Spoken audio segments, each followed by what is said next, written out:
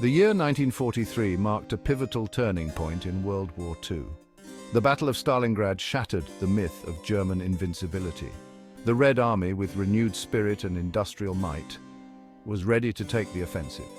Operation Citadel aimed at the Kursk salient, a thorn in the German High Command's side. This set the stage for the monumental Battle of Prokhorovka. The German plan hinged on a pincer movement by Army Group South under Field Marshal von Manstein. Prokhorovka on the southern flank became the focal point of this struggle. Operation Citadel commenced on the 5th of July 1943, with the Germans unleashing the full fury of their armored formations against the Soviet defenses. The Wehrmacht, confident in its technological superiority and the prowess of its veteran troops, anticipated a swift and decisive victory. However, the Red Army, forewarned of the German intentions through effective intelligence gathering, had meticulously prepared for the onslaught. The Soviet defenses were organized in depth, consisting of multiple layers of fortified lines, minefields, and anti-tank strongpoints. The Red Army had also amassed a formidable concentration of artillery, which would play a crucial role in blunting the German offensive. The stakes at Prokhorovka were incredibly high for both sides. For the Germans, a victory at Prokhorovka could potentially turn the tide of the war in their favor, while for the Soviets, a successful defense of the Kursk salient would solidify their strategic initiative and pave the way for future offensives. The Waffen SS Panzer divisions, renowned for their fanaticism and combat prowess, spearheaded the German advance towards Prokhorovka. Equipped with an array of Panther and Tiger tanks, considered technological marvels at the time, the SS Panzer Grenadiers were eager to prove their mettle against the best the Red Army could offer. The Panther, with its sloped armor and powerful 75mm gun, was a formidable opponent, capable of engaging Soviet T-34 tanks at long ranges. The Tiger, even more heavily armored and armed with the devastating 88mm gun, was a true behemoth on the battlefield, striking fear into the hearts of even the most seasoned Soviet tankers. The SS Panzer Grenadiers, often fighting as dismounted infantry alongside their armored vehicles, were well trained and equipped, embodying the elite status of the Waffen SS. Their advance towards Prokhorovka was marked by fierce determination and a willingness to engage in close-quarters combat, a testament to their indoctrination and unwavering loyalty to the Nazi regime. Facing the onslaught of the Waffen SS were the elite armored units of the Soviet 5th Guards Tank Army, commanded by Lieutenant General Pavel Rotmistrov. The 5th Guards Tank Army represented the pinnacle of Soviet armored might, equipped with a mix of T-34S, T-70S, and a limited number of the new T-34-85 tanks.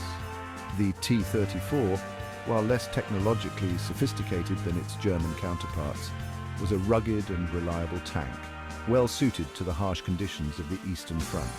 Its sloped armor and powerful 76.2mm gun made it a formidable opponent, particularly at close range. The Soviet tankers, many of whom had experienced the horrors of previous battles against the Germans, were battle-hardened and determined to defend their motherland at all costs. They had witnessed firsthand the brutality of the Nazi invaders and were driven by a deep-seated hatred for the enemy. The Red Army Command, recognizing the importance of Prokhorovka, had concentrated a significant portion of its artillery in the area, providing crucial fire support for the defending tank units.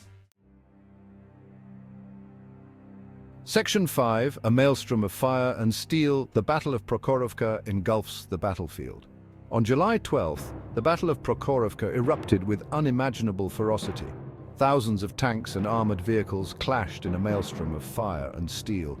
The Waffen SS pressed their attack with relentless determination. The Soviet tankers fought back with unwavering courage and tenacity. Soviet artillery rained down a devastating barrage on the advancing German formations. Section 6.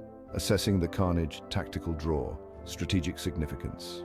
The Battle of Prokhorovka raged for hours, leaving the battlefield littered with burning tanks and fallen soldiers. By nightfall, the fighting had subsided, leaving behind utter devastation. Both sides suffered heavy losses. The battle is often described as a tactical draw. Strategically, it marked a turning point in the Kursk campaign. The Red Army had proven its resilience. Section 7. The Eastern Front after Prokhorovka. Shifting tides of war. The Battle of Prokhorovka had a profound impact on the course of World War II. The German defeat at Kursk, of which Prokhorovka was a crucial part, marked the end of their strategic offensive capabilities on the Eastern Front. From that point forward, the Wehrmacht would be forced into a costly and ultimately futile defensive war against the relentless advance of the Red Army. The Soviet victory at Kursk also had significant political and psychological ramifications. It boosted the morale of the Soviet people, who had endured unimaginable suffering during the war, and instilled in them a newfound confidence in their ability to defeat the Nazi invaders. The victory also enhanced the international prestige of the Soviet Union, which emerged from the war as a global superpower. The Battle of Prokhorovka, often overshadowed by other iconic battles of World War II, deserves a prominent place in the annals of military history. Section 8. Conclusion, a testament to courage and sacrifice. The Battle of Prokhorovka stands as a testament to the courage, sacrifice, and sheer determination of the soldiers who fought on both sides. It was a clash of ideologies, a battle between two totalitarian regimes locked in a fight to the death. The battle also highlighted the devastating impact of modern warfare, with thousands of soldiers and civilians caught in the crossfire. The memory of Prokhorovka serves as a reminder of the horrors of war and the importance of diplomacy and peaceful resolution of conflicts. The battlefields around Prokhorovka, once scarred by violence and destruction, are now peaceful memorials dedicated to the memory of those who fought and died there. These memorials serve as a poignant reminder of the human cost of conflict and the importance of preserving peace for future generations. As we reflect on the 70th anniversary of the Battle of Prokhorovka, it is essential to remember the sacrifices made by those who fought for freedom and to strive for a world where such conflicts are a distant memory.